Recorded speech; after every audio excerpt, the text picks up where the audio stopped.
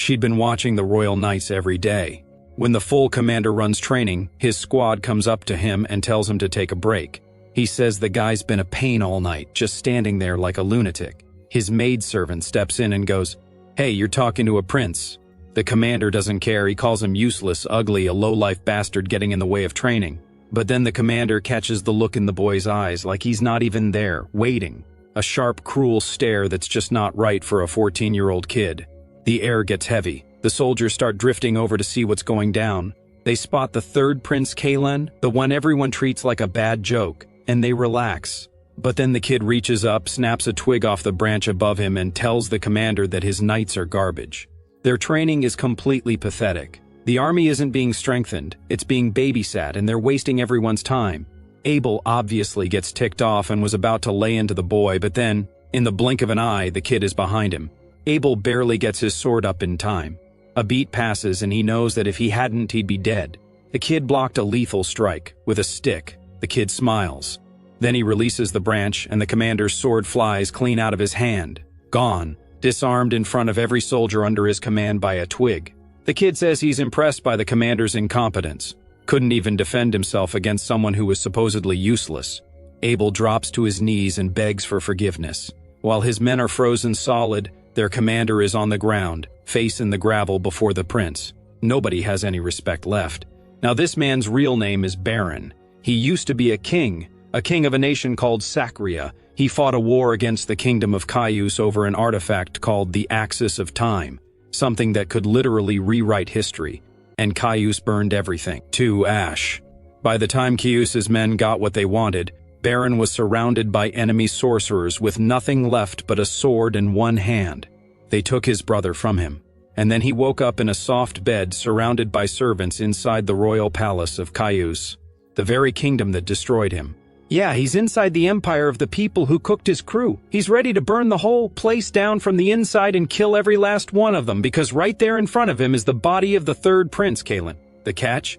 This kid is the weakest, most looked down on, most pathetic member of the entire royal family. At least he's got a maidservant, who, at first I thought she was a girl, but she's just a woman past her prime, thinking about a new life while eating, drinking, and resting right after Baron took over.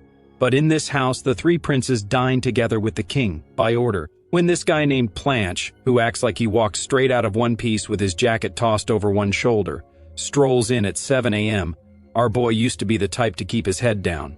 But Baron looked him dead in the eyes and went, "Hey man, what's up?" Since Planche is surprisingly polite, he suddenly picks up a knife and hurls it straight at the boy, at the woman standing next to him, aimed to go clean through the kid's skull. But Baron catches it midair. Without even blinking, he walks up to Planche and says, "Watch yourself, brother. Next time that might end up in your face." Planche is completely stunned. Then the most insufferable guy in this place chews him out. Things aren't exactly running smoothly right now because something almost went very wrong. When the knife came flying at him, Baron nearly used his aura on pure instinct. The reflexes of a warrior who'd spent almost his entire life on a battlefield, and that nearly exposed him in the middle of a dining hall. But then he felt something he didn't expect. A sharp pain in his chest. Not from the knife, from inside. So he checked, and what he found changed everything. There are 3 mana circles around this body's heart. This isn't the body of some weak prince. This is a sorcerer's body. 3 circles already formed. That's genuinely incredible talent. But it's also a curse.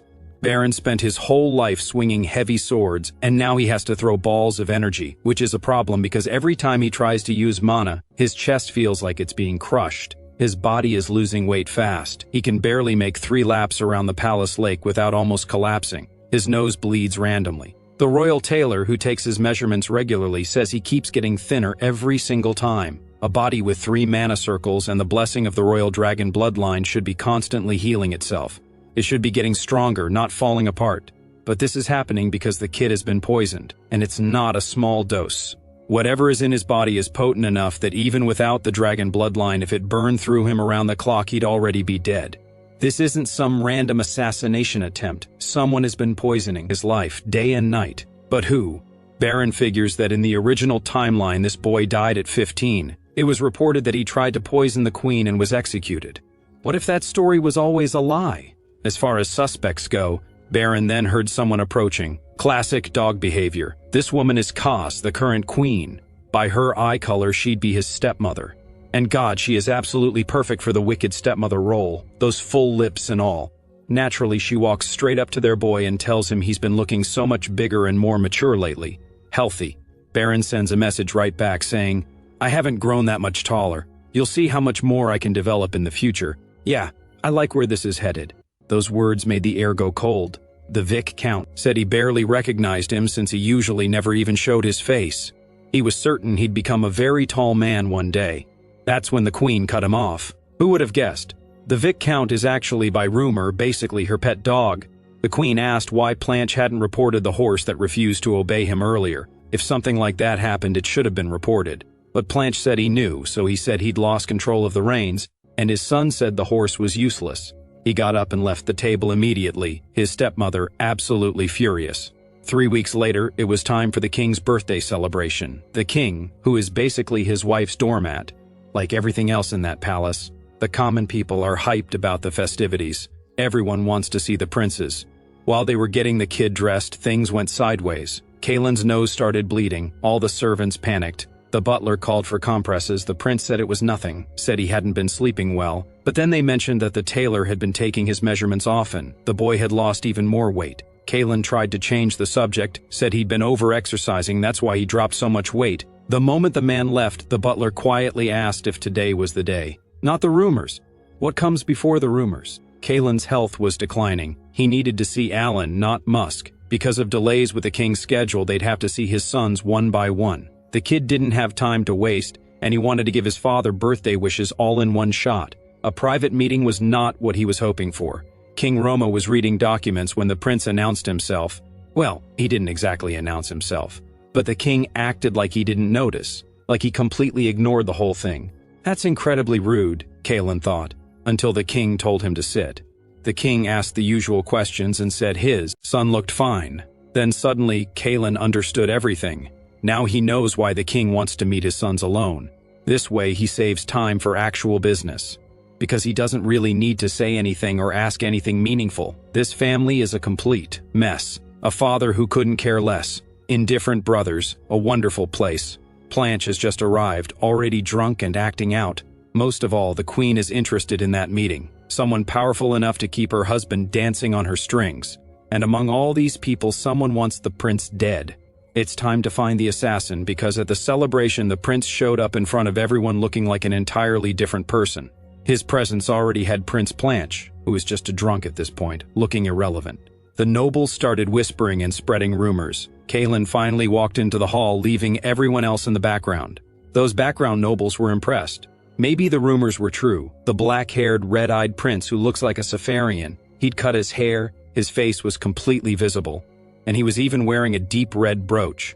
It was a quiet message. He was done hiding. The butler came over to ask something.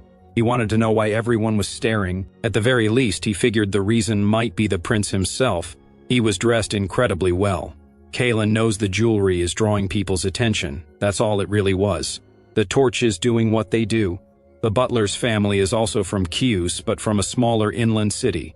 The prince asked if they'd ever come to the capital, and the butler said they'd need an invitation. Since the prince seemed to take that very personally, like a servant would, he was about to lose his cool but tried to change the subject instead.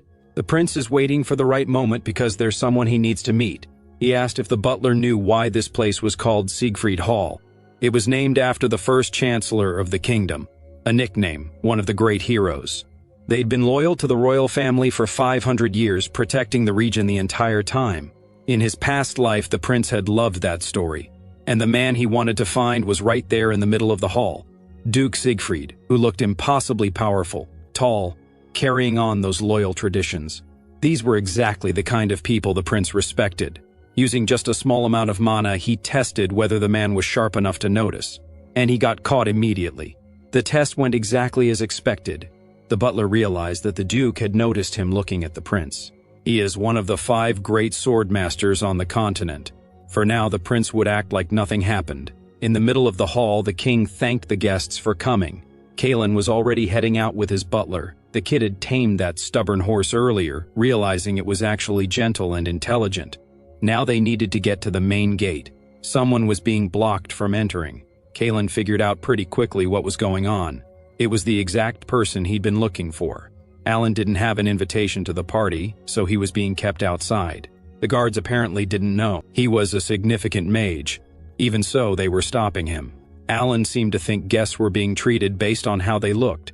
The prince noticed the mage was doing this on purpose, like he was looking for a reason not to go in, already ready to leave. The butler said they couldn't follow him because it would mean violating the king's orders. Kalen knew the mage couldn't just be erased from his plans, so he told his butler to hold the guards, then rode his horse straight toward Alan. The knights ordered the prince to stop immediately. The king's orders forbade stopping anyone from leaving, but the kid jumped on his black horse and rode right past them, heading outside the fortress. Now the butler had to do something to hold the guards back, because he'd been given a clear order to prevent exactly this from happening. Energized, he ordered the knights to stand down immediately, because the prince had Siegfried's permission. And just like that, the butler revealed who he really was. His name is Soyan, Duke Siegfried's eldest son. Later, someone is laughing hard about what went down. These are the butler's fathers, impressed by their son's quick thinking. When he left their lands, he was just a little kid. It was the better call. The boy is a little worried that the relationship between the duke and the king might get tense. But freeing Soyan is definitely not going to cause that, because the king won't ask any questions. He overthinks everything. If the prince gets support from that family, he certainly won't be punished for it. There's a delicate balance of power in play, so this'll get swept under the rug like it never happened. Whatever the reason, the young prince was outside. Alan looked at him like he was useless and being followed around, waiting to get criticized. So he asked if the third prince of Caius was chasing him down. Kalen already knew what he was about. He'd reached the seventh circle, the kind that slows aging. The kid said he was late and asked if the mage was really leaving. Alan said that when he tried to open it, there was a massive obstacle in front of the door. That annoyed Kalen a little, because the mage didn't seem all that interested in staying. Kalen told him he'd been trying the wrong door, because there was already a spot wide open for him. The mage realized he was being called out, and instead of making excuses, he took a real look and recognized he was dealing with an incredibly sharp prince. Someone who didn't look like he was only 14.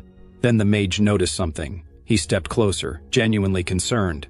The moment he touched the prince's hands, energy surged and sent a sharp pain through Kalen's chest. Alan's mana flowed through the prince's body on contact. The situation got serious enough that Kalen had to pull away. The mage said that even with the doors shut, you couldn't completely block the air. The kid's condition was what it was after coming into contact with a master like this. Kalen said his mana usage had a limit, but that wasn't his real problem. The question was whether the mage had already figured it out. Alan kept watching him with genuine interest. Even though they were descendants of dragons, and Caius looked down on mages, Alan's presence had been completely ignored. But now Alan believed fate had brought him here. The boy asked why the prince wanted to meet him. Kalen knew he couldn't lie right now without blowing his cover. Very politely, he said he wanted to talk, because he believed his life would be in danger very soon. The third prince was hated by everyone. His existence was surrounded by enemies. Alan built a circle around the two of them, cutting out all sound, and he did it without chanting a single word. Thinking it over, the mage asked whether the kid's real goal was to survive what was coming, or to actually eliminate the real threat. Kalen said the priority right now was to prevent something bad from happening, and if he had to, he'd do whatever it took to reach the throne to get what he wanted. Alan liked that, the confidence. A young prince who needed a guide to reach his goals.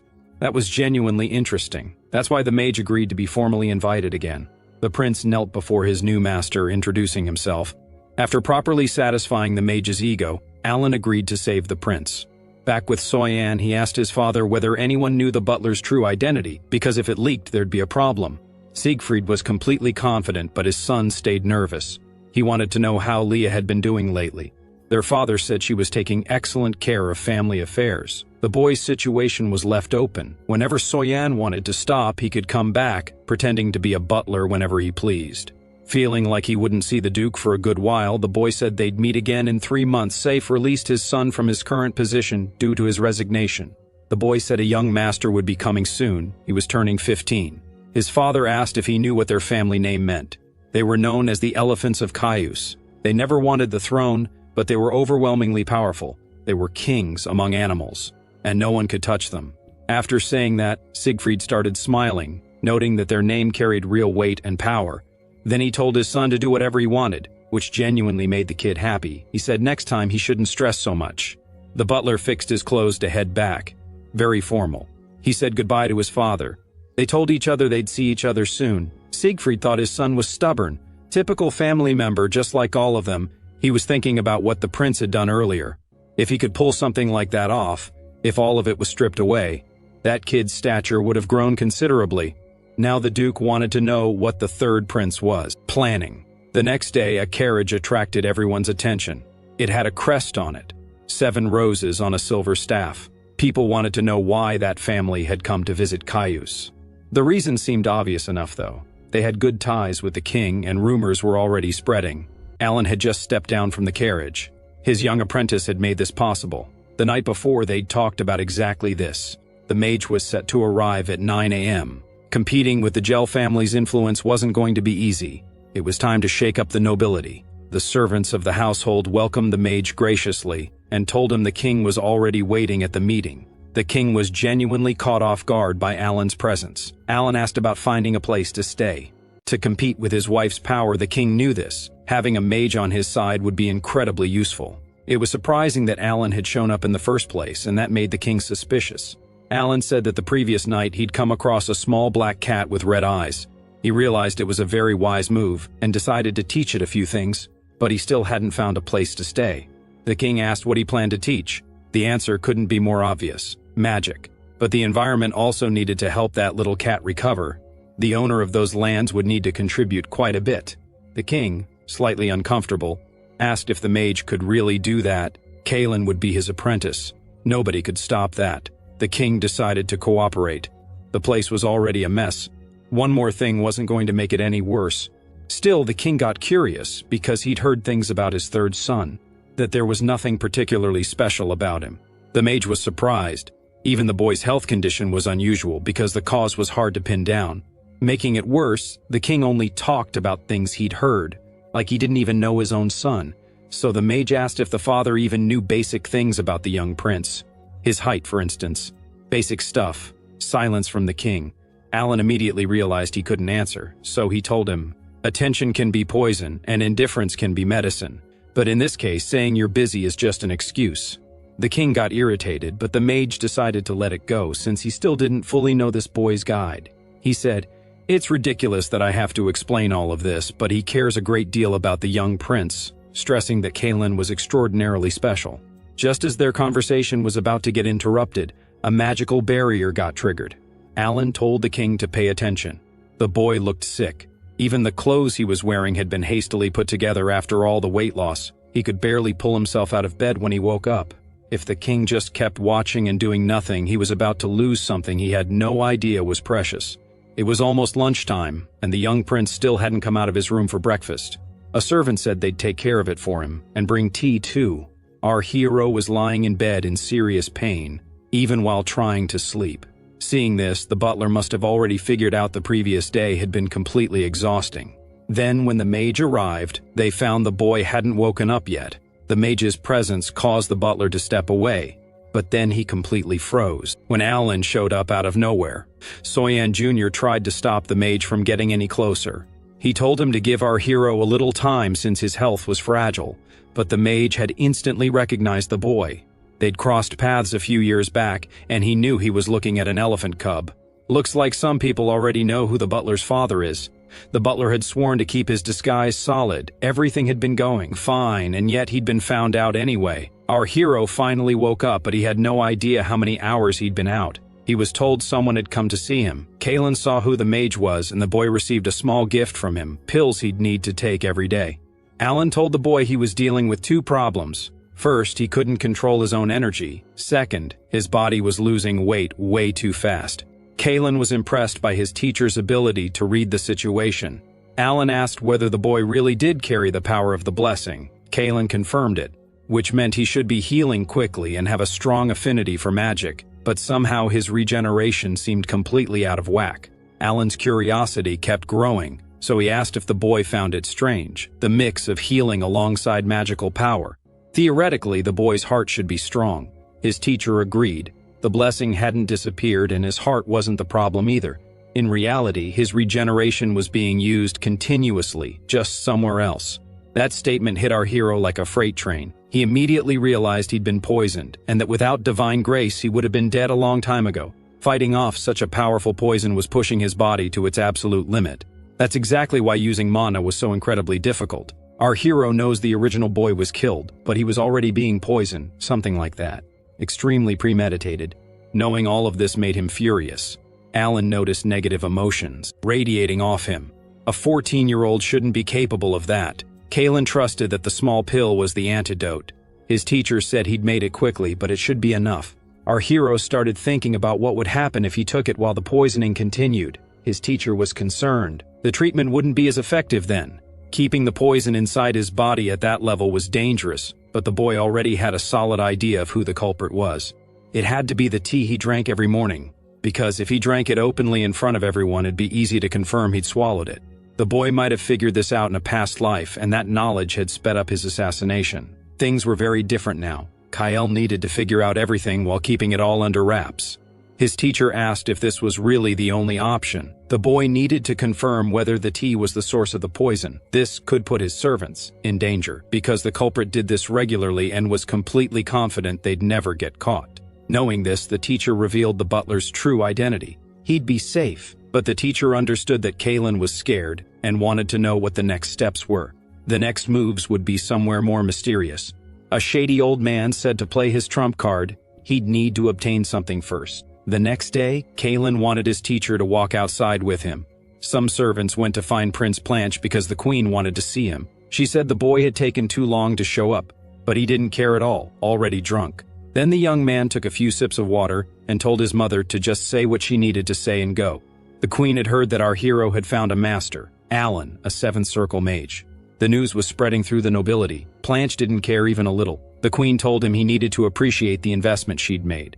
It was time to get ready. A lot of eyes would be on him from now on, so he'd better not disappoint them. Planche got angry, threw a cup on the floor, hurt himself, and kicked the servants out. He was even more irritated now. More fed up with our boy, the source said out of sheer frustration. Because at the king's birthday celebration, the royal party was touring the capital with their children, and people were wildly excited. Kalen was the one the crowd wanted to see most. The butler asked if at the very least his face was looking a little healthier. Kalen said he was resting well. Breathing had gotten much easier thanks to the antidote, and the pain in his chest was gone. Unfortunately, that day's schedule was going to be long, which had the butler extremely worried. Still, the hero was well enough to be seen by his people. In the middle of the crowd, a man was trying to hide. Our hero noticed those mysterious figures. He'd never forget them. They were his people, the ones who had sacrificed themselves in a past life to protect him. Kiri. But the masked figure disappeared into the crowd. Our hero tried to follow on horseback, but the butler stopped him. Kalen tried to explain that he needed to chase them, but they'd already be gone if he left the caravan right now. One thing he was certain of, he'd run into that friend again. At the end of the route, a nobleman welcomed the king and his family. He said he'd prepared a performance to celebrate their arrival. Baron Melier, the man responsible for organizing this tour, and our boy felt a wave of dread wash over him. In his past life, he'd been a cavalry rider. This tour had been organized by that baron, and one of the king's sons got injured during it, which resulted in Melier getting executed. Shame, because he seemed like a pretty decent background character. The hall had already been set up to receive guests.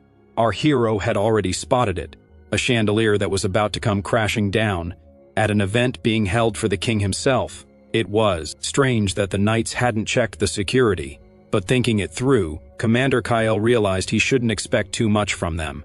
He decided to give that background character a real shot at living. When Baron approached him, Kalen said he was concerned about the chandelier and ordered it to be inspected. Clearly, that message left the nobleman completely confused. The horse arena performance was already underway. That nobleman was seated right next to the king's children. He didn't want to miss a second of it. But then he noticed our hero's expression and started thinking he really should go check the ceiling. When he inspected the area, Baron found a badly frayed rope. If not for the young prince's warning, something terrible was about to happen. But he'd been warned about what was coming, like our hero had knowledge of the future. Kalen noticed the nobleman was acting incredibly wisely. The question was why. Brazen having enough security personnel in the area would have let an incident cause a massive scene. The drunk prince said the nobleman didn't know the place. The performance continued in the arena. Watching our hero, the drunk prince said he was disgusted. His bloodline, everyone present heard it. And it made our hero look even more impressive. He was motivated, because he never imagined that the Mad King from his second life would turn out to be such a completely useless human being. It was time now to figure out just how far the Queen was willing to go in this situation. He decided to act like nothing had happened, either because she'd already warned her son not to do anything stupid, or because after seeing her son's behavior she realized he'd done it on purpose. But that day was special. A lot of nobility was present. It was time to make a decision. The show for the nobles finally wrapped up. The accident that was supposed to happen had been prevented. The Queen stayed completely calm, as if she hadn't noticed a thing. She hadn't planned any of it. Maybe this accident wasn't actually part of her conspiracy. There had been debate about it in a past life too. It could have been driven by outside forces, designed to look like something meant to be discovered. A direct attack on the monarchy. Breezen stood to benefit most from the fallout of this incident.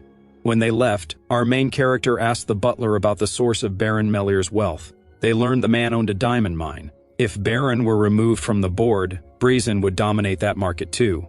Our main character was connecting the dots, but decided to watch a little longer. He thought about putting some pressure on Baron since our boy had saved his life, so he told the butler to cancel all plans after the performance. He said the remarks he'd heard from his brother were extremely intense, and they'd shaken him. That's why he wouldn't be participating in the rest of the events. The king was in his office, thinking about the incident. Because the mage had directly called him out, he'd started thinking about the boy's mother, right up to her final moments, but the servants walked in and interrupted him, announcing the Queen's arrival. Maidservant said she'd bring tea for them. The Queen noticed someone had already been there before her. The king paused on the tea, saying the Queen would be leaving soon. Getting straight to the point, he asked why she was there. She asked what would happen to Breezen after this. It was an incident, but her real concern was her son's behavior. It could hurt his place in the line of succession. She praised the day's celebration and suggested Baron should be rewarded. The king realized she already had something in mind. Smiling, he mentioned Breezen, the exclusive right to supply horses to the royal family. For the king, that was sacrificing a very important asset, which supported exactly what Alan had said. Alan had said the Queen wouldn't give up. The royal guard was watching her because she wasn't desperate, but she'd reach for something valuable, and the king should act like he hadn't expected the offer. After hearing the proposal, the king said he'd participate in the next event. The Queen was absolutely delighted. That night, the king came to dinner with his son to reward Baron for what he'd done that day. The nobility already knew about the deal between the king and queen. Because of Planche's behavior, and because our hero's reputation was growing, his room was flooded with gifts. His rivals were losing influence, but he wasn't going to let it go to waste, except for Baron's gifts. He'd donate everything. It didn't take long before the butler was sent to sort through Baron's gifts. A very flashy necklace made of deep red stones, so large it looked like it was made for a horse. That confused our boy. He found out that when Baron came closer, the butler said our boy had liked the black horse. That's why he got the necklace. That had to be Baron testing his intentions. If he accepted the gift, he'd receive another one later. Kyle felt like the man didn't understand the value of his own life. The jewelry wasn't enough, so he decided to send a message. He wanted to know the necklace's value because he was going to buy it. The servant didn't understand the offer, and our boy said he wasn't interested. Actually, a very dangerous plant had caught his attention. It was a gift from the mages organization, and our boy found it genuinely strange. But it had to be valuable because it came with an explanation letter. When the plant dies, it releases its pollen. Our boy seemed to be working out why that mattered. He said the gift would stay in his room because he had a very interesting idea he wanted to try. Later, he deliberately knocked over the tea and pretended he'd burned his hand. The butler told a few maids to clean it up. Some tea spilled onto the plant, which made the butler worried about the tea affecting it. The main character said it was fine. It wasn't like the tea was poisoned. That comment was a little too specific, and it terrified the female staff. With his teacher, our boy thanked Alan for all the help he'd been getting. Thanks to the antidotes, Alan looked at our hero and saw he was visibly healthier and happier than before. Alan wanted to go for a walk too. It was the first time in a long while. Kaelin asked if the king had given permission, but the king probably didn't even know what was going on since he was always tied up with something. Our boy slipped outside quickly, leaving an extremely anxious butler behind him. The mage asked if he was still taking his medicine. Kyle promised he was doing exactly what he'd been told. The person delivering the poison was very worried because that plant had been used as bait. That surprised the mage since it was a genuinely clever strategy. The gift our boy had received was being used brilliantly. Now they had to part ways again because the hero wanted to handle the next part alone. The mages' organization was just down the street. The teacher would be nearby, ready to help. They'd meet again soon. Once he finished the necessary work, some blacksmiths were working hard nearby. Our boy got himself a dagger for self-defense. From here on out, it'd be useful if he got attacked. Now what he needed was more information. In his past life, multiple agents had been sent into the field for that exact purpose. Trained assassins received missions like these through the King of Sakria. In his past life, our hero had done the same thing. On that dark alley, he was completely exposed and he knew who the assassins were. The people of his kingdom were highly skilled. Some drunk guys were heading his way. He had to be careful not to reveal his true identity. Otherwise, he'd create a problem. The attack came earlier than expected. The truth was, his unusual presence had drawn attention. He had to be even more on guard. Eventually, he walked into a very strange shop, much bigger than he'd expected. Inside, the vendor asked if the boy was looking for a pigeon, but he said he didn't need those birds, which looked like they were peacefully sleeping. It seemed like they'd come from very far away and were exhausted, and there was no better place for them than that shop. The old man got even more curious and asked why the young man had come. Kyle said he needed to feed his birds. In the blink of an eye, he was attacked. A blade passed right by his hood, and the old man said he hadn't sold birds recently, so he was being very careful and suspicious. Kyle quickly realized this was no ordinary old man. Fighting him in that situation would be tough. So our boy decided to talk. He said the birds he was looking for had gone missing. Their nest was far away, so they needed food. They hadn't been sold. Birds was a code name for covert agents responsible for gathering intelligence. Not even the intelligence agents knew everyone out in the field. The area was locked down to prevent information leaks. The old man asked whose bird the boy was. Kalen had already thought this through, using his former father's name, pretending to be a working bird, claiming he was there on behalf of Nebula. That shocked the old man. Everything was going smoothly so far. Our boy asked for a little food, since the bird needed to work. The old man immediately told him to follow him to the back. Leading our boy into a secret room, he said the young man must be a new recruit and should remember the old man's name, White Eagle. Our hero said he was Red Swan. Now it was time to get information. For each piece of intel, he had to hand over an item as advance payment.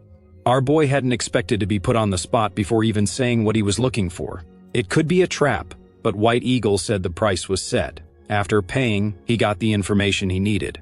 Looking at the scroll, Red Swan started wondering if it was really accurate, but based on what he'd asked for, it was what the old man was obligated to give him. Before leaving the shop, he was warned to be careful, because this place was pretty ruthless. Our hero agreed, thinking there was nothing more dangerous than White Eagle. Heading back toward the fortress, our boy spotted several masked figures. He needed to cross the bridge, but a group of men stopped him before he could step onto it. When he asked what was going on, one of them apologized and told him to wait. The dead were making their final journey. That's when it clicked. It was a funeral procession. Kalen dismounted his horse to pay his respects.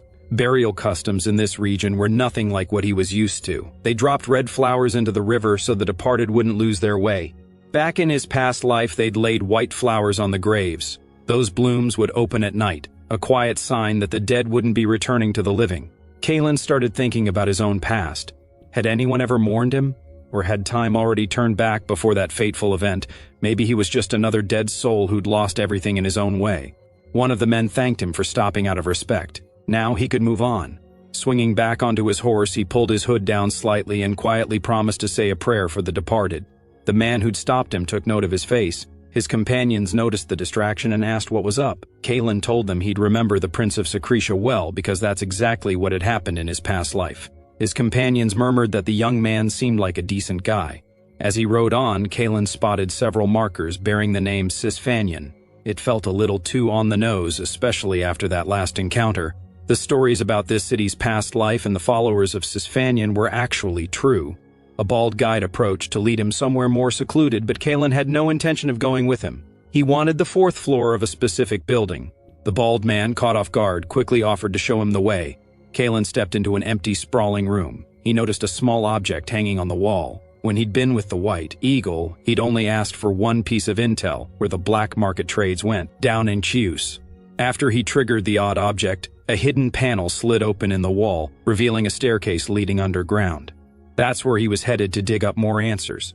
Down there, a few people were gambling, but that wasn't what he was after. Deeper inside, illegal fights were underway. The crowd roared for their favorites. The first match wrapped up. The winner went by Stoneface. As the loser's body was dragged away, bets were settled. The smell of blood hung thick in the air. It was a place where everyday folks stripped away their humanity in the name of cruelty. To Kalen, it was utterly grotesque and pathetic. He was approached to pay the entry fee. Just then he spotted a girl with white hair. She seemed mute, but she was trying to guide him, pointing out where he needed to go next. He noticed the tips of her ears were shaved, and she looked deeply uncomfortable in the clothes she wore. The tracking collars around the girls' necks kept them from running. The mute girl gestured again, pointing toward fighter number 27. She wanted him to place a bet. He slipped into the crowd, searching for his target. The rules were simple: win the bet, get paid fast. Kalen had a decent stack of cash on him. Word started spreading about a special event, a match against an undefeated fighter. His opponent was a rookie. This was the guy Kalen had been looking for, someone who, in a past life, had claimed he'd been trapped in a place where he had to fight just to stay alive until his sister died. Kiri. But right now, he was still a slave, a gladiator, the real prize Kalen had come for. Without hesitation, Kalen went all in. He bet everything he had on the mute girl's chosen fighter. She was stunned. It was a reckless wager that left onlookers breathless. They thought the kid was insane. They weren't wrong. Up to now, Kiri hadn't won a single match. A seasoned gambler even pulled Kalen aside to tell him what he was doing was sheer carelessness. Betting everything on a fighter with 0 wins was madness. But Kalen didn't flinch. He just nodded to the mute girl to make sure the bet went through. Afterward, the veteran gambler did what his conscience demanded. He warned the rookie that the upcoming fight would be an absolute slaughter. Even locked inside the cage, Kiri realized what was happening. The undefeated fighter called it insanity. The bettor was about to lose it all. The chains binding them were unlocked. The moment the bell rang, Kiri was forced on the defensive, blocking devastating strikes. Every parry jarred his bones nearly as much as a direct hit. The gladiator landed a gut shot. Blood started to well up. Now the protagonist began to panic. Stay calm. Without a sword of his own, Kalen knew Kiri wasn't at his most dangerous, but he believed in the warrior's potential. The white-haired fighter's swings weren't fast enough. He was getting worn down. There was nothing to do but endure the beating. The final blow was coming straight for his face, until Kalen shouted from the sidelines, telling him not to drop his shoulder when countering. The swordsman listened closely, dodged the strike, and lined up a clean counterattack, cracking the brute's ribs. If those bones weren't practically rubber, they would have shattered. The impact split Kiri's lip and knocked a tooth loose. To everyone's shock, Kiri claimed his first victory. Nobody could explain how it happened. It shouldn't have been possible. As desperate screams echoed from the broke bettors, Kiri looked toward Kalen. Kalen couldn't hide his smile. Then a deeply suspicious bald man approached, saying he wanted to talk, and asked Kalen to follow him into a private room. Inside, the man admitted Kalen actually had guts. He'd turned 3 coins into a payout of 6,000. That was a serious problem for the betting ring. The boss didn't feel like paying up. Kalen figured they'd try to cut a deal, but they were dumber than he thought. The thug asked what the kid could possibly offer in this situation. Our hero warned them that if they took off his hood, things would get very bad for them. The gang leader doubted the threat. Time to drop the hood by force. But before one of the thugs could grab him, Kalen's hand lashed out, brutally piercing the guy's palm. That made the boss finally ask what the hell was going on. He thought he was just dealing with a few dangerous criminals. He was about to find out he was staring down someone genuinely unhinged. To their relief, Kalen said he wasn't interested in the money. He'd rather take the gladiator Kiri with him. That didn't sit well with the boss. The slave had started pulling in serious cash. Still, within seconds, he realized that if he refused, things would get ugly. He could easily see what the kid was capable of with his men. Even more destructive than a blade, Kalen had crystallized the thug's hand. It wasn't clear who was really in charge here. The boss finally said he was willing to hand over the coins, but warned that if anyone got in the way, their life was on the line. Now it was time for the gang leader to decide. After that aura of pressure, the answer was obvious. He ordered his men to bring Kiri into the room right away. What he didn't know was that it was a bluff. Kalen couldn't actually pull off a second strike. His weakened body couldn't handle it. One of the thugs mentioned there was a bigger problem. Kiri wouldn't leave unless his sister came with him. Kalen remembered the rest of the story. A knight from his past had lost something precious in this very place. He started showing signs of impatience. That pushed the thugs to hurry up and get everything ready so they could leave ASAP, but Kalen held his ground. He waved his hand in a threatening manner. He wanted his entry fee back, the exact amount he'd paid to get in. Back out in the dark alley, Kiri was a little uneasy. Coincidentally, the mute girl was his sister. They thanked Kalen for his help, but they still couldn't figure out why he'd bothered. Kalen tossed his cloak over the girl's shoulders, telling her to keep it so they'd draw less suspicion. He had no bad intentions. That's when Kiri recognized his face. The third prince. He immediately apologized for doubting someone of his status. Kalen told him not to bow his head like that. He didn't need to bow to him. The siblings carried dwarf ancestry. They were of mixed blood and their fate had long been sealed. Seizing the moment, Kalen pointed out that dropping his shoulder like that was a bad habit, something beginners in swordplay often did. Now the question was whether Kiri wanted to become a swordsman. The young man said he wanted to be a blade that protected the people he cared about, not some lord's weapon. Kalen told him the first step was to serve as his shield. If he wanted to stay on this path, he'd need to keep moving forward. Come find him, Kalen said, handing the young man a sword. Kiri still didn't understand why he'd been handed something so valuable. You'll need it, Kalen replied with a faint smile. A good blade is essential. It was time for Kalen to settle the debt from his past life. Alan was quietly reviewing recent events, how the young man had managed to save the Baron's life. The prince had known the chandelier was going to fall. He'd known exactly what was coming. Kalen made his way to meet his master. Alan asked if he'd gotten himself into trouble, noting that several pieces of his clothing were missing. Kalen explained what had happened.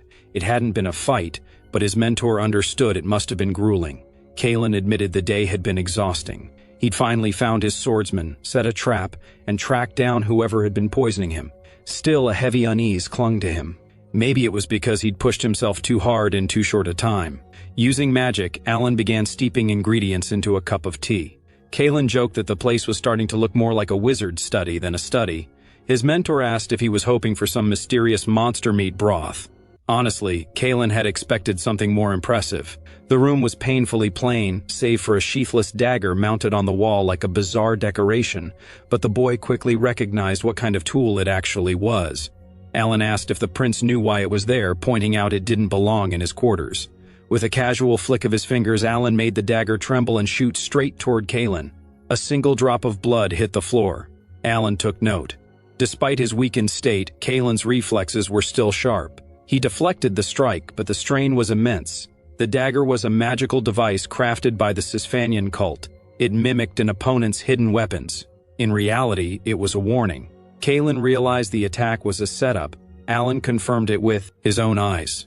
Beyond swordsmanship, the boy could also wield aura. Alan had suspected their first meeting was strange, but the bizarre occurrences kept piling up.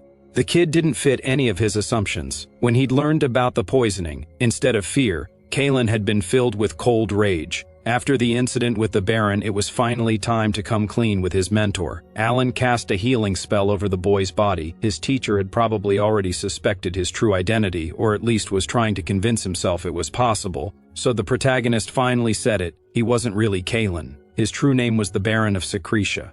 God, Alan thought, I never expected him to actually say it. Every regressor breaks rule number 1 of the story. The two began discussing the artifact known as the Axis of Time. It seemed the original Kalen was truly gone.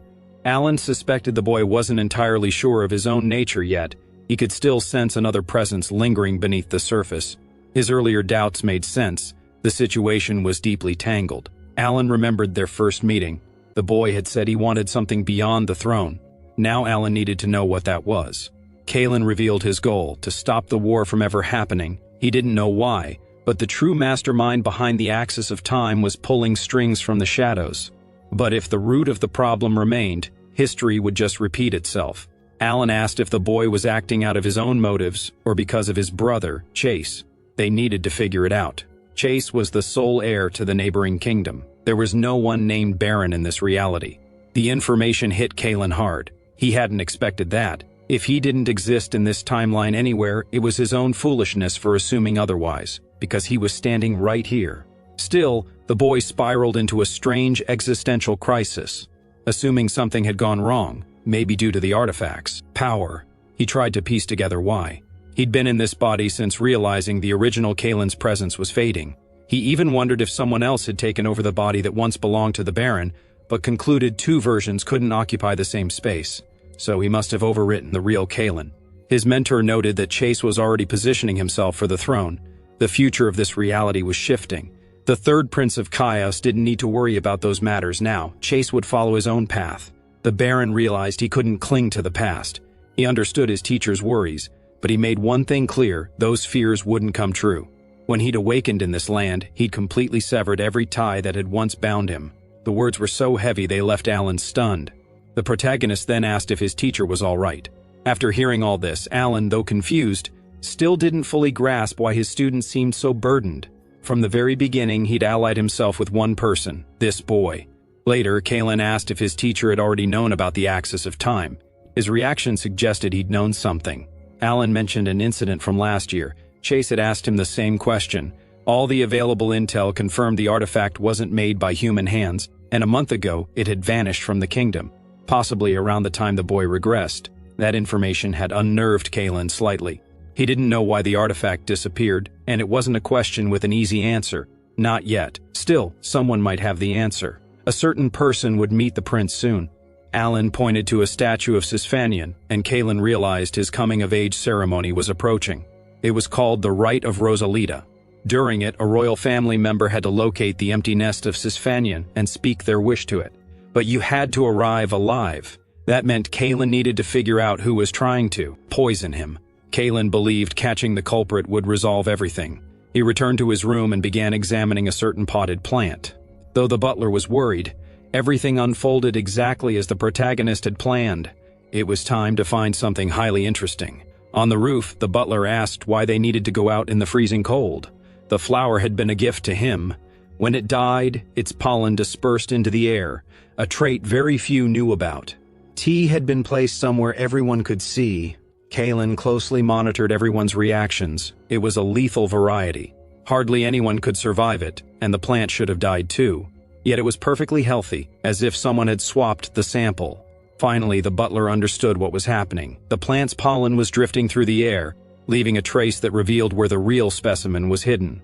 This would help the protagonist move forward, pointing straight to the culprit, Queen Hesia's palace, where the queen still lived. The protagonist watched raindrops fall against the window. The butler slowly approached. The boy asked if he'd rested well, noting he looked perfectly healthy. It caught the butler off guard. He wasn't used to being greeted like that, especially this early. The boy said he'd woken up early. It was unheard of for both the butler and the young master. The butler kept a sharp eye on the teacup. As he drank, he noticed the taste was slightly off, stronger than usual. Celis had increased the poison dosage. The boy asked about the noble's schedule for the week. The butler informed him there'd be a conference next week, followed by a grand banquet. The perfect day to stop the poison. The protagonist immediately took an antidote after the tea, which made the butler curious. He asked what it was, and the boy said they were just vitamins. Since his body was weakening, he needed them. Now the butler sat deep in thought, staring at the teacup. The whole ordeal had left him deeply unsettled. After the horse incident and the presentation, Planche had stopped bringing breakfast. To the protagonist, that was perfect. It cleared obstacles from his schedule. Taking advantage of the quiet moment, Kalen mentioned that with his brother around, the flowers would bloom soon. A heavy silence fell between them, and the golden-haired boy decided to leave. Then the butler asked what the boy had brought upstairs. Kalen said he'd seen some roses while walking out, which reminded him of something. Randall used to grow roses. There was no hidden meaning behind it. Later that day, the protagonist did some extra training. His physical condition was deteriorating, and he knew if he stopped training, his body would decay even faster. Still, he hadn't expected his master to arrive, but the teacher said he'd already spoken with the king.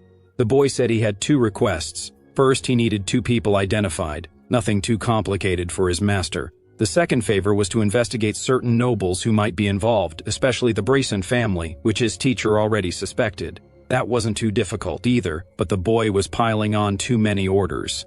Kalen noted the poison was now more concentrated. He'd truly found the culprit. Even the teacher had already suspected who it might be. Hiding something like this from a grand mage was nearly impossible. Given the gravity of the situation, it only made sense for Alan to secure a stronger position of influence. The mage expected he'd be used as a shield, but Kalen had other plans. He wanted him as a weapon. Kalen still remembered his past life. The White Dragon army had been composed entirely of mages. In this future, he wanted to build a battalion from that exact mold, mage soldiers, pure and simple. His mentor raised an eyebrow. Mages aren't knights. Training them for frontline combat is a nightmare. But Kalen insisted it was possible, leaving Alan deep in thought. Back when he'd had the chance, Roma had been sidelined. People thought the concept was impossible. Yet Roma had pulled it off, only to die under highly suspicious circumstances soon after. The Mage Guild had essentially become a military force deployed from the skies. Things were different now. House Breeson wouldn't be stepping in his way, so Kalen planned to use the poison tea as leverage in his meeting with Queen Cielis.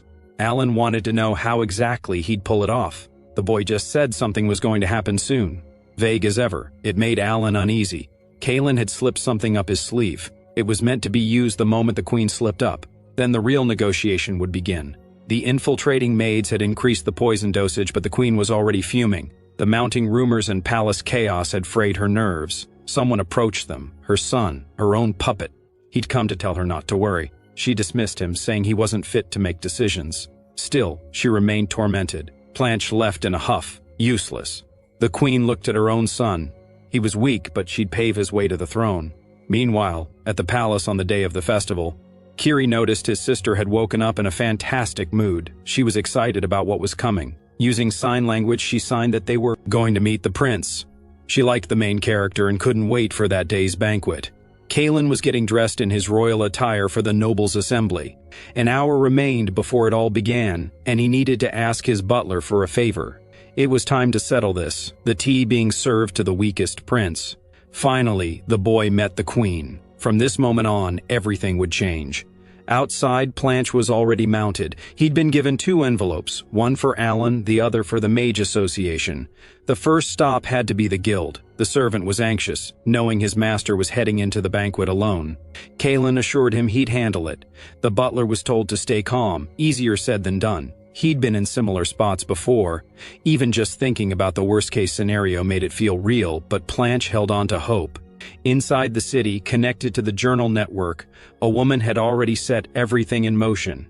It was huge. Arya noted the sheer volume of information pointed straight to the city's association president.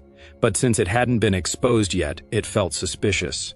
Alan suspected it was a result of political maneuvering. Arya's curiosity only grew. She wanted to know how the prince planned to use those materials. When Blanche arrived at the association and found Alan already there, he realized his job just got a lot easier. The boy's letters had been delivered. Alan was already preparing to head straight to the banquet venue. Blanche said he couldn't enter without an invitation. Just then, the mage warned that the protagonist's life was in serious danger by tomorrow. In the letter, Kalen had stated he was going to make a deal with the Queen, with his own life on the line. If anything went wrong, Alan would need to step in and fix it. Exactly an hour earlier, the conversation had begun. Kalen told the Queen they needed to be honest with each other. She played along, but didn't believe a word would change. Faced with his sheer confidence, Kalen reminded her to mind her manners.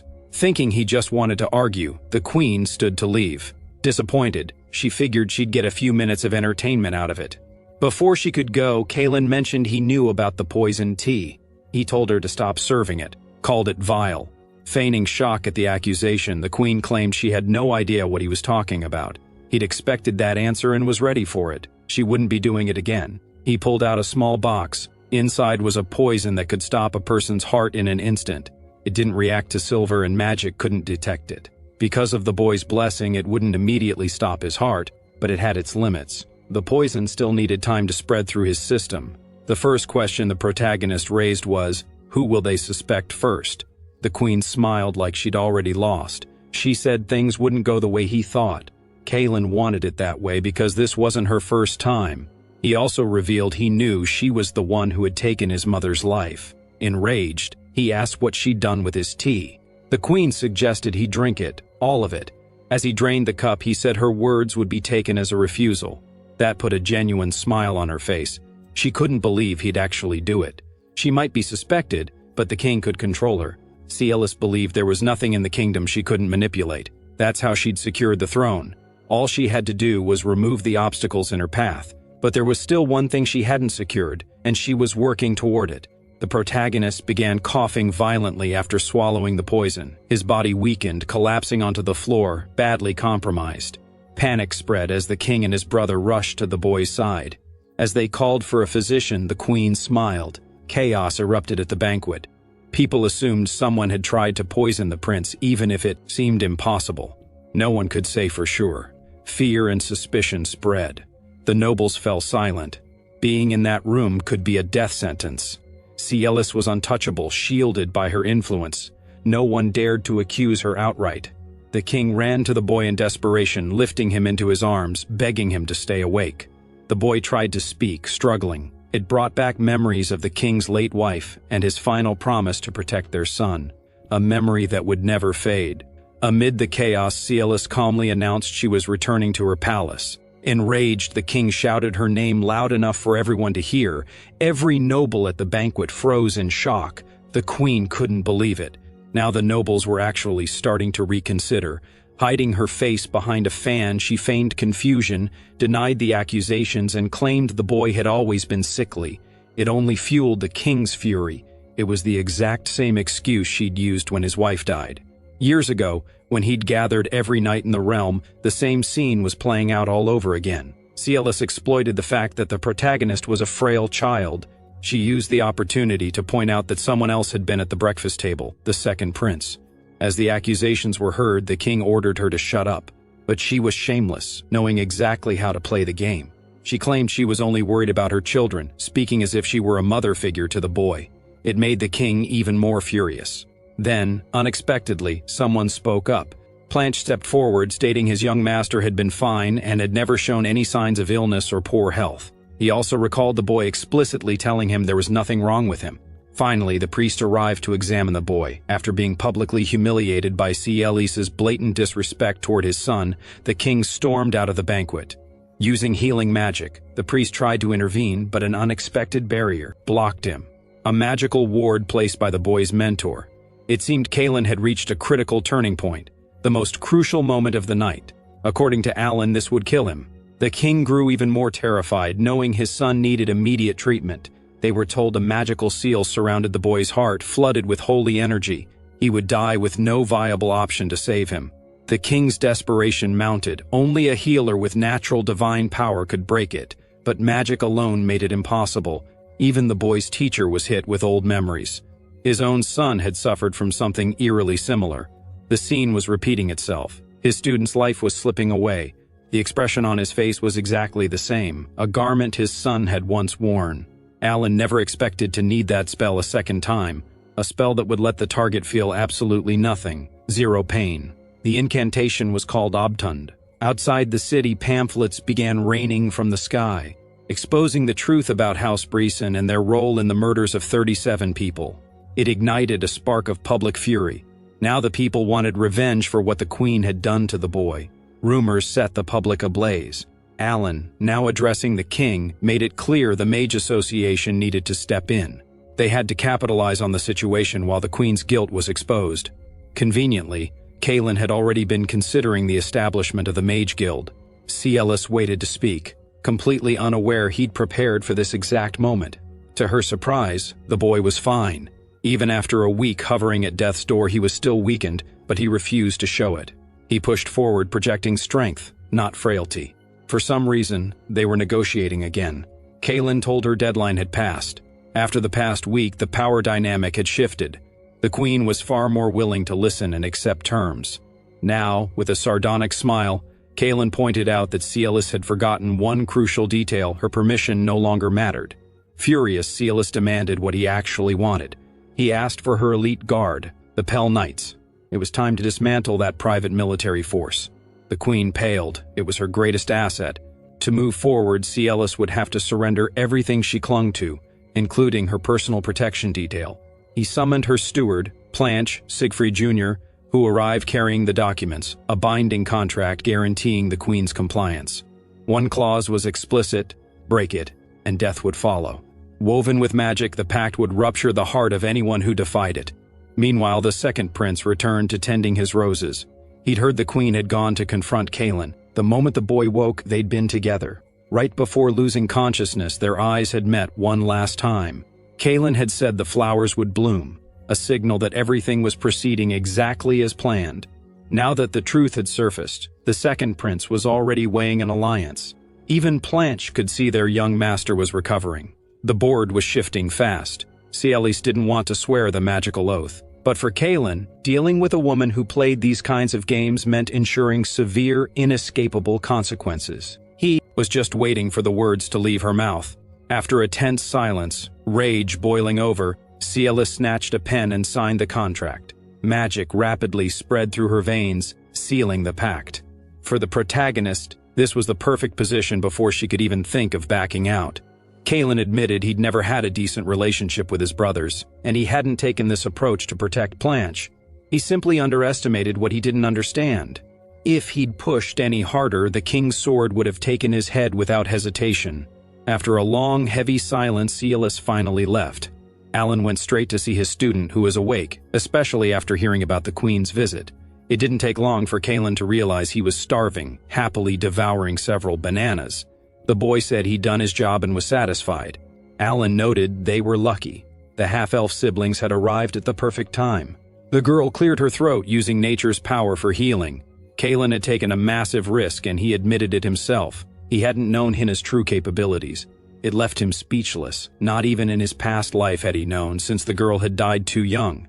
This only impressed Alan more, even as he grew increasingly exasperated by the boy's sheer recklessness. Still, Alan handed Kaelin what he'd asked for, documents regarding the half-elf siblings. They needed an official surname, and Alan had chosen Baron, the protagonist's old name. A small thing, but it meant everything to him. Granting them citizenship in this land made the gesture all the more meaningful. But Alan revealed the idea had actually come from Roma. Rumors were already spreading that the king, who cared deeply for him, was pushing the narrative further. Kaelin realized something others should have noticed long ago. As he pondered it, he casually asked the butler for more bananas. But Planche had something important to say. He couldn't continue as a butler anymore. He was visiting his older brother, who looked frail, wrapped in bandages. They talked about the morning bird song. During summer break, the older brother, somehow holding himself together, had asked Siegfried Jr. to play the violin for him later. The servant had overheard the elders speaking. His brother's condition was worsening. Back then, he hadn't understood what it meant to lose someone forever, or to be powerless to stop it. Sometime later, his brother had asked him straight out, was he dying of this illness? Then the fire broke out. They'd had to evacuate in a panic. It was the older brother's doing, his way of leaving a world full of pain. Winter came, then summer returned with the birds' songs, but nothing was the same. Siegfried couldn't bear seeing his son isolated, so he finally sent him out of the room. That was the day Planche first saw a young boy, the third prince of the realm. That was the day he decided to become a steward. He'd told his son everything, but even though the boy was one of his closest, he hadn't known what truly happened to Kaelin. Worse, it had been by their own hands. Poison.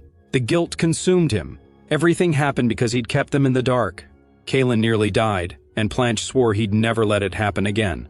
Seeing the butler lost in thought, "Stop," Kaelin snapped, pulling him back to the present. First, he asked who he was supposed to be focusing on right now. It was the protagonist, and that was proof he wasn't dying. Planche had always been on his side. This wasn't the time for that. Kaelin set down his peeling knife. Because of Planche's quiet support, he'd made it this far. One thing the boy was absolutely certain of, he could trust Planche with anything. Siegfried Jr., drowning in years of pent-up emotion, broke down like a child, realizing he still had a place to return to because he'd finally found someone worth protecting for the rest of his life. After composing himself, he promised they'd hunt down everyone who'd wronged their master. Kaelin told him if he wanted revenge, he'd better keep his mouth shut. Elephants are too loud to hunt quietly. The butler tried to backpedal, swearing he wouldn't make a scene until the time was right. Kaelin's choice of words meant he already knew everything. Planche wanted to know when he'd found out, but the boy deflected the question. At least things returned to normal, and they moved on. Left alone, Kaelin sank into quiet introspection. He saw himself as the former owner of this body walking toward him, following a path to an unknown destination. It felt like a thank you and a farewell. Kaelin fell, drifting away from that strange moment until he finally woke in his own room. A morning ceremony was held, lighting a candle for the original Kaelin, now gone forever. The boy whispered an old name. It seemed he was in a hurry.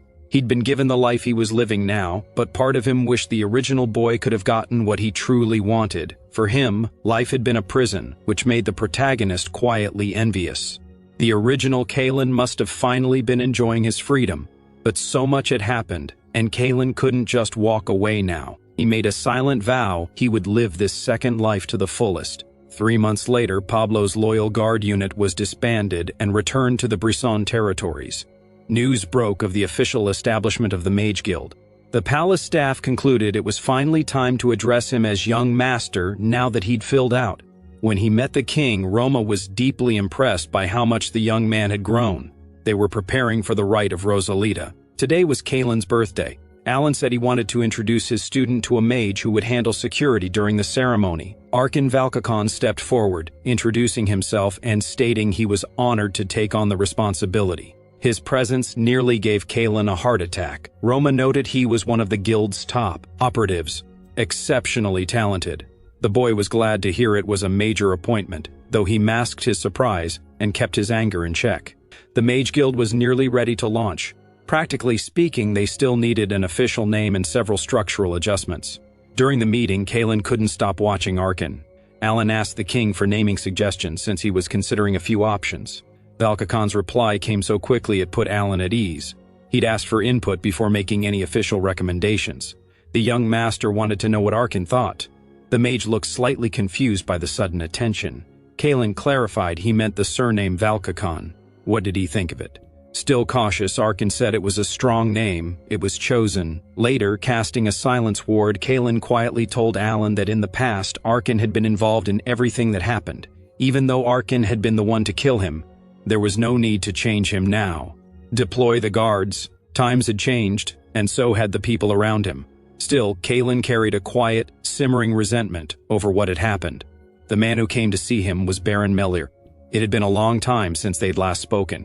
Kalen apologized for cutting ties, but Melier insisted he felt deeply honored just to be in his presence again. The third prince hadn't kept in touch with any of the nobility since the incident, but Kalen got straight to the point. He'd come to claim the reward for saving the Baron's life. In every way, Melier had expected exactly that. He'd been trading in diamonds and even war horses for the royal family, but the prince seemed eager to hear something more. Melier admitted he had nothing tangible to offer yet, which made Kalen smile. The boy asked if the noble could run a different kind of operation. Melier confirmed he had the manpower and resources. The only complication was House Brisson. They were tangled up in it, too.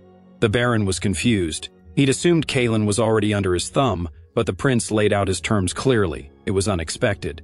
Kalen just smiled and said, "That's exactly why I'm here." He explained he was establishing a dedicated mage unit. Melier had the people and funding, but he still needed proper oversight.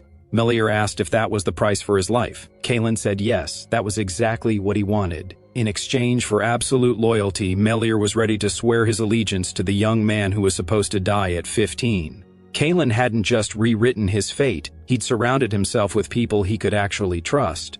Now, all that was left was to ask Sisfanian during the ceremony why all of this was happening. During the birthday preparations, Kalen noted everything was running like clockwork. Even his troublesome brother was present, playing his part. They hadn't spoken properly in years. As Kalen turned to leave, Planche approached, his eyes red-rimmed and heavy. The boy told him he wouldn't pretend anymore. "My name is Kalen," he said firmly. Planche, bewildered, pointed out that this wasn't the Kalen he knew. The young master rode horses, wielded a sword, and spoke his mind openly now. Planche wanted to know who he really was. Kalen reminded himself he wasn't the broken baron anymore, and Planche wasn't serving the same fragile boy he'd once protected. For now, he just had to wait. He needed to hear the full truth from Sisfanian before pulling back the curtain. Glancing at his brother across the hall, Kalen noted the prince was already spinning theories. Alan had warned him that Planche might drink to cope, but he was no fool. It was only natural for him to notice the changes. As time passed, Kalen knew his brother's suspicions would only deepen. He'd deal with it when the time came. Alan had reminded him, "You're Kalen now, nothing else." That was exactly what he'd decided. Still, it wasn't easy to forget the barren soul he'd been in his past life. The mage tossed a small ring toward his student. "Catch it, communication band, use it if you need advice." Alan noted it wouldn't work inside Sisfanian's domain. Useless within the fortress, but fully functional outside. He also reminded Kalen that everyone in that hall was now his to command. Commander Johan stepped forward, introducing himself. He led Siegfried's men, and they were sworn to protect Kalin at all costs. Sisfanion's nest fell within their patrol territory, and the unit was highly capable, though it seemed they weren't thrilled that their young master was still being served by a butler. Siegfried Jr. asked if his young master needed anything before departure. In front of all the knights, Kalin casually asked his butler to bring him something to drink. To make it worse, Planche asked if he'd prefer tea. Once Kalin confirmed, the butler asked him to wait just a moment. Kalin deliberately drew attention to it. The knights were clearly growing uncomfortable. Alan couldn't fathom why his student seemed so determined to make enemies in the capital. The ceremony was critical. They were transporting a rare artifact. The massive caravan was ready to roll. Planche was still observing everything closely. The queen wouldn't be traveling with them, but her shadow lingered in his thoughts. The boy was moving with his master's explicit approval. The rite of Rosalita had just begun. Knowing what had recently transpired, the king was deeply concerned for his son's safety. Alan assured him there was no need to worry. Roma found the confidence unsettling. The Grand Mage claimed he hadn't said anything special, but his tone alone was enough to spike the king's anxiety. Kalin checked the communication ring. No response. His master must still be inside the palace. Planche remained highly alert, which only irritated the knights further. Siegfried Jr. had already voiced his concerns. Kalin couldn't use magic reliably, and his swordsmanship was unproven. The knights felt they needed to be extra vigilant since the young prince was essentially a civilian. This only made their posture stiffer, their frustration mounting. They hoped the young master would soon free Siegfried from this menial detail. They still had 3 hours of travel ahead. The butler suggested a short rest, but the moment he said it, everyone snapped to attention. Kalin realized this wasn't a routine stop. A girl emerged from the tree line crying for help. She wasn't human, she was a dwarf. After they pulled her to safety, she said her name was Sia and that she was starving. She'd been hiding in the woods. Kalin felt a strange sense of familiarity. Her presence was genuinely unsettling. The commander asked for orders. Kalin told them to feed her. He also noted that if she was being chased, they should have prepared for it. He'd already said as much. A masked figure on horseback broke through the brush. Kalin pulled a hood over the girl's head and ordered them to hide her. When the stranger drew near, they asked who he was. The man claimed he was tracking a thief. The commander stated they had no strangers with them, but the man immediately spotted the hidden child. He told the knights he wasn't there to cause trouble and simply asked to take a look. Kalin asked what the person he was hunting looked like. The wanderer described a young dwarf, and Kalin told him to search. The girl panicked. The wanderer moved toward her. As he passed Kalin, the boy warned him not to look back and to pay close attention. The hidden archers and scouts weren't there to help. Their orders were to eliminate both the wanderer and the child.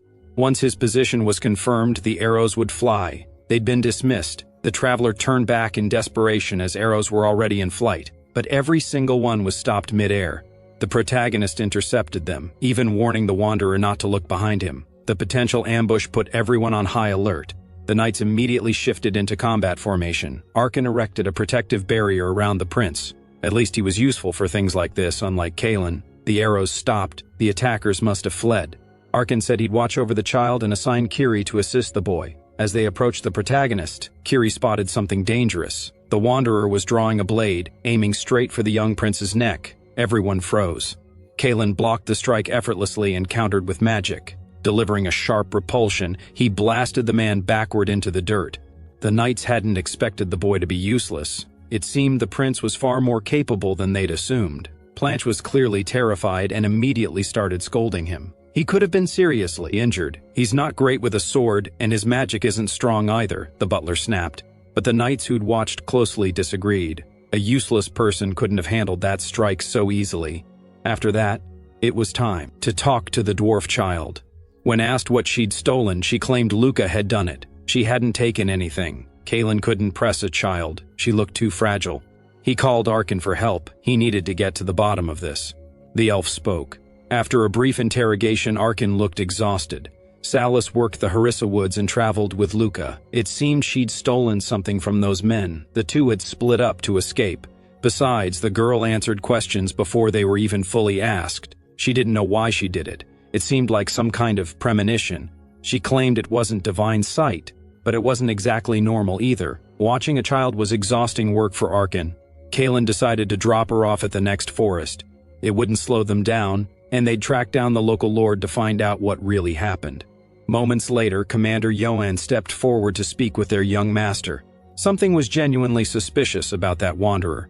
He'd been carrying a fragment of the artifact. Kalen was stunned too. The boy knew exactly what it was. It was the same residual toxin he'd been ingesting daily for months. Now, he wanted to interrogate the wanderer himself. Once the man was secured, he admitted he'd thought the protagonist was just a naive kid with good intentions, but he quickly realized his mistake. Kalen replied that he was far more dangerous than the man had assumed. Holding up a small vial of the poison, the boy said he wouldn't pressure him. He just wanted the truth. He asked if the wanderer knew what it was. The man admitted they'd all been given small doses of it. He'd thought it was something valuable, so he'd stolen a bit. Kalen leaned in. "Then tell me," he said quietly, "who exactly were you running from?"